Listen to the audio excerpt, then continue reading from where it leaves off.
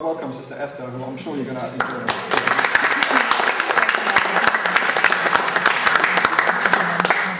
Greetings, and thank you for that introduction. I'm not sure if there's much left for me to say. I just raised the questions. You have to give the answers, yeah? No, but I think that the last point you made is particularly important, and an event like this is really important, hence why I'm glad to be here.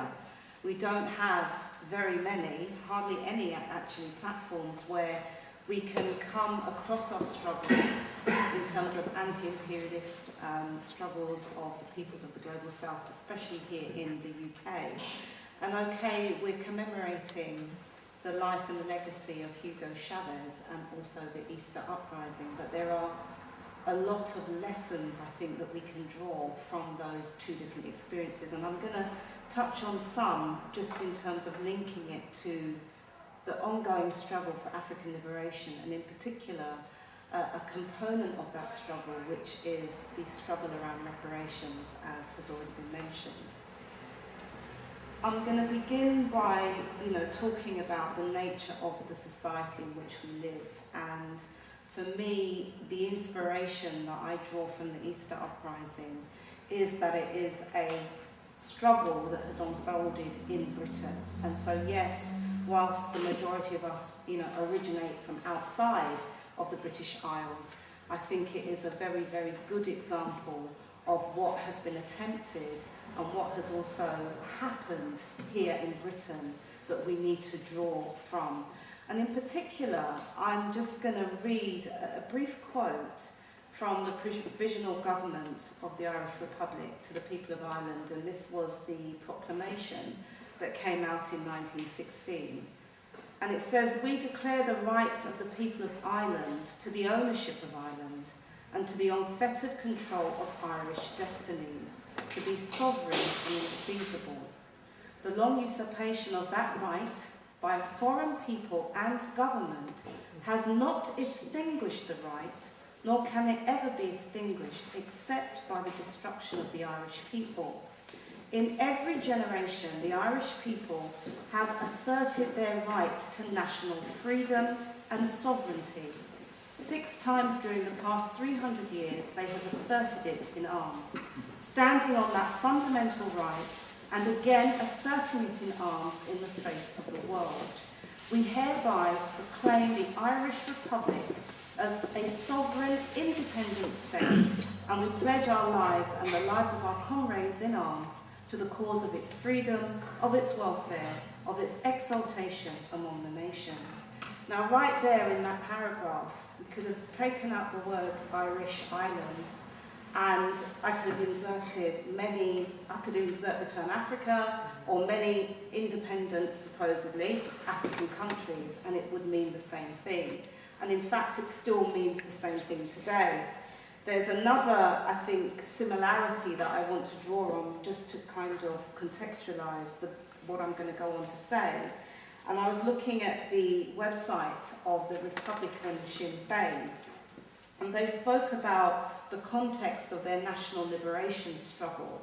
Now, many people see reparations as just being about return of loot, stolen artifacts, compensation, pay us the money, or the hundreds of years in terms of unpaid wages and so forth. And yes, that is part of it. But ultimately, the reparations struggle is about the struggle to restore us as a people and to restore our nationhood, and also the right to us, for us to exist and to build our nations, because without having that framework, we cannot be guaranteed freedom. So it's not just about the trappings of so-called independence, it's about the kind of world that we want to live in. So going to the Republican Sinn Féin, there's just a little paragraph. They say, "We define the national liberation struggle as that struggle which seeks to force a British military withdrawal from the occupied 6 counties, the destruction of the pro-British loyalist armed forces, the withdrawal of British political influence from all parts of Ireland, the winning back of economic control of our own resources, the recognition of a separate Irish cultural identity, and the establishment of a revolutionary socialist republic. So again, many of these ideals that are there in terms of the Irish freedom struggle that still is continuing are actually some similar ideals that those of us who are Pan-Africanists, who have also studied the African revolutions, there are very many similarities between the two.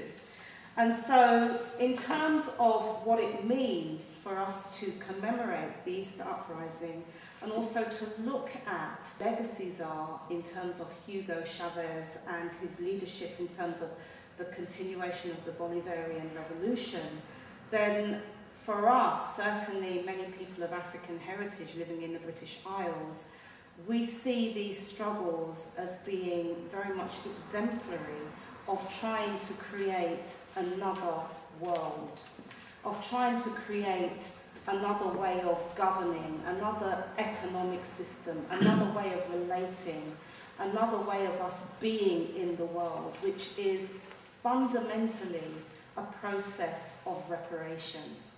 Now, reparations simply means to repair the damage and to repair the harm. That's what we're talking about. We know the problems that this world has today. We know the mess that we're in.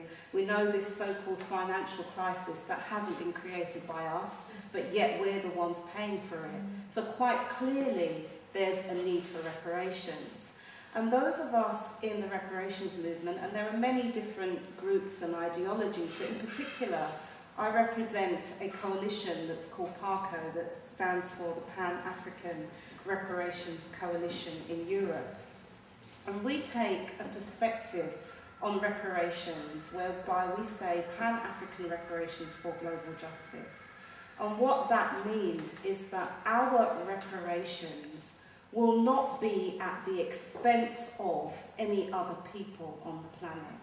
It means that there's enough in this world, there are enough resources, there is enough for all of us to wage and mount reparation struggles in terms of repairing the damage of enslavement, of colonialism, of neo-colonialism, of imperialism.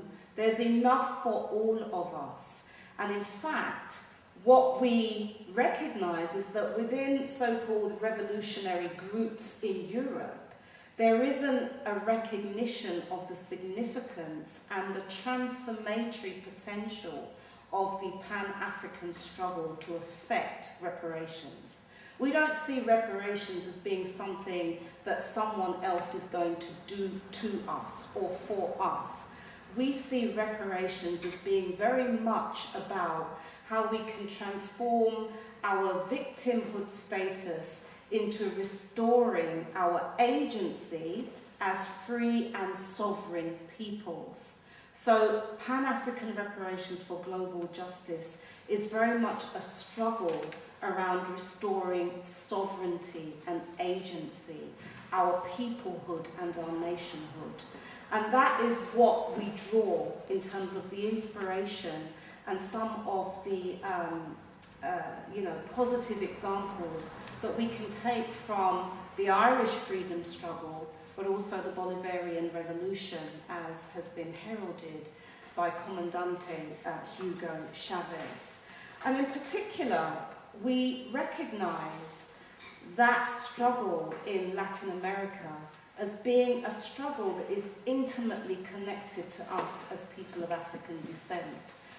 Hugo Chavez himself celebrated his African and indigenous heritage, and in fact said many times that he felt that was why he was so demonized. It was because he was proud to assert that heritage. And so the blood of Africa very much runs through the veins of many of those who we would say are Latin Americans today.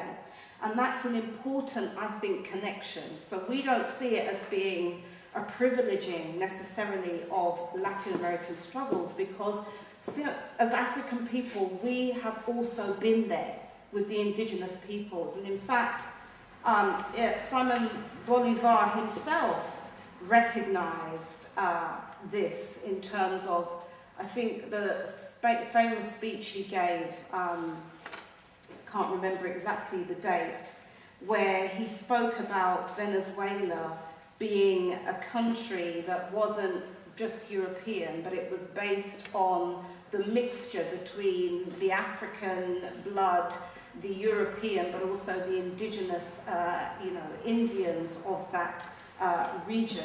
And so African people have always participated in that struggle.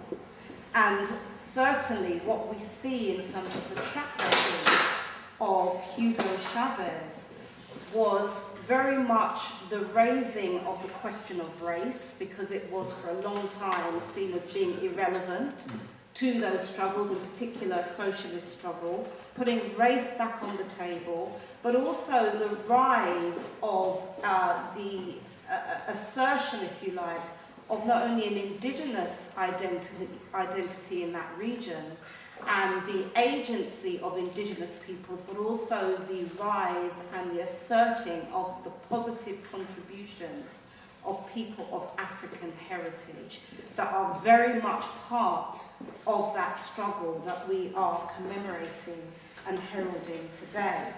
And so in that sense, we can see that struggle as an attempt to put a dent in global white supremacy.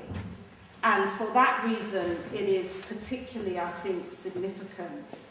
So some of the things that we have done as PARCO in terms of our own track record in the UK has been to link with the Venezuelan struggle, but in particular, the struggles of Afro-descendants, people of African descent in that region.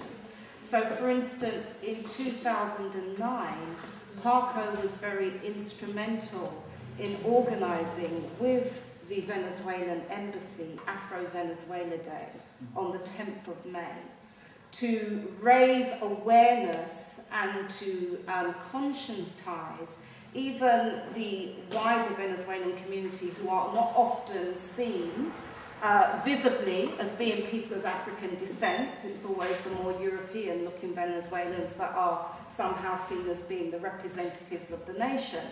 And this was a very concrete thing that we did as a way of linking those struggles back into the wider sort of not only Pan-African movement, but the Pan-African reparations struggle in particular.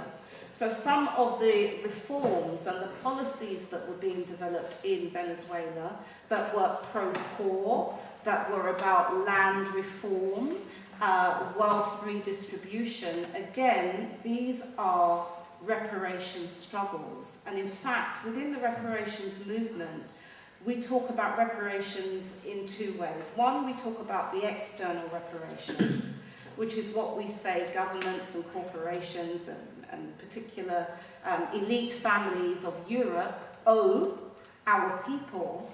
But there's another phase of reparations, which is the internal struggle, which is what we call self-reparations. And in fact, the two go together. So, and the most important for a people who have been subjugated is the self-repairs. Because the self-repairs is what we need to do for ourselves, to build our own solidarity, to build our own sense of identity and community, so that we can then amass the power in terms of our people, in terms of our institutions, in terms of our ideas, to be able to affect the kind of changes that we desire to see, and to be able to hold to account those external parties and agencies and states and so forth that we know also owe us. And so what we saw with the Bolivarian Revolution, in particular under the leadership of Comandante Hugo Chavez, was a significant measure of self-reparations in terms of repairing some of the damage of the centuries of the denial of indigenousness, denial of the Afro or Afro-descendants, African-descended peoples, and their contribution to the advancement of that particular region. And this was done not just philosophically and ideologically, but in a very practical way by many of the measures around even recognizing people of African descent for the first time in censuses, not only in Venezuela, but across that whole region. So this is a very significant aspect of the social movements of indigenous peoples as well as Afro-descended peoples in those regions, who we must not forget. We emulate and we hold up and we honour and commend the great leader, if you like, but we mustn't forget the people's struggles who actually helped to put him there. And in particular, the complexion of those peoples. If we look at who the most impoverished in those regions are, they are what we would call people of colour. The Afro-descended peoples, the indigenous peoples, etc. So I think there's a huge inspiration and example that we in particular in Parco draw from the whole, not only the Easter Uprising and the Irish freedom struggle, but also the whole unfolding revolution, the Bolivarian Revolution. What we've also been doing is taking our perspective around this reparations, Pan-African reparations for global justice, and its internal as well as its external dimensions into other wider African formulations, such as at this time the attempt to build what's called the National African People's Parliament. And I talk about that because when we think about Parliament, a lot of the time people think of the Westminster model of a Parliament. But in the Parliament right now, we have set ourselves the objective of continuing the African revolution and freedom struggle, and in particular, we have spoken of this struggle within the context of nation building, which is, I see a direct link here to the paragraph I read out in the beginning of my talk, coming from this proclamation of the independence of Ireland in particular. And so it's important for me to let you know that many of us in the UK see ourselves also as a domestic colony, neo-colony, and that we see our liberation struggle as continuing. We see ourselves, many of us, as being people in exile. We see ourselves as being people in exile who are still dispossessed of our mother continent, which was also recognised and embraced by Hugo Chavez. He recognised the mother continent being Africa. And the Africa that we see today is not the Africa that was envisioned by many of our freedom fighters of the 20th century. The Africa of today that is still colonized along the grounds of neo-colonialism and still maintains the colonial borders is not the Africa that many of us are fighting for and are envisioning. And so that freedom struggle continues. And therefore, we actually believe that until we have a united continent, that many of these borders that separate us today are gone. And in fact, in Parco, we have come up with a concept which is called Ma'at Ubuntuman, which basically means to have an African superstate that is able to incorporate its diaspora, in the various regions of the world, but not just the state that we have today. There would need to be a total transformation of the political systems, of the economic systems, of the educational systems in Africa to be built on indigenous African conceptions of justice and self-governance, which predate European and Arab colonialism. And for us, one of those systems is a system called Ma'at, which comes out of Egypt, which we call Kemet, and it's a living system that is also embodied within many African systems today. In particular, in Southern Africa, we have the notion of Ubuntu, and it's called Huntu in Zimbabwe, and so forth. So for us, this freedom struggle continues. And as long as it continues, whilst we are domiciled here in the British Isles, then we also need to form links with other anti-imperialist forces who have the same enemy. And certainly, I think the continuing Irish freedom struggle, as well as the wider struggles outside of the British Isles, are ones that we are very much interested in drawing inspiration from and building strength around. So for us, very much that struggle continues, and I think that's all I will say for now.